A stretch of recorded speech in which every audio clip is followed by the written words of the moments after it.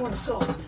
Okay. If they're salty, it's okay because see, you're gonna wash them and then freshen them up, and then you can squeeze them nice. And if it's a little bit salty in there, it'll wash off when you squeeze them.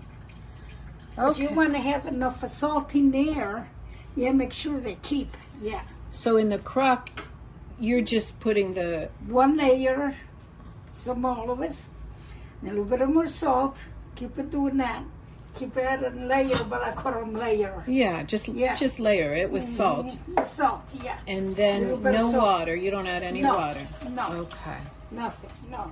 Then on the end, when you're done, then you put the weight on. You have to have a lid. With the lid, then you put the lid in the top of the olives, and then you put the weight on. But the lid has to fit into the crock.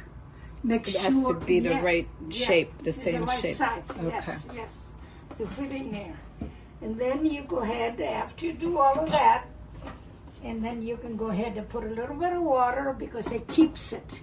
Otherwise, they dry. The water keeps them. Yeah. So where do you put, after you put the lid on and the weight, and then you put a little water around it? Mm-hmm. Okay, so there is a little water.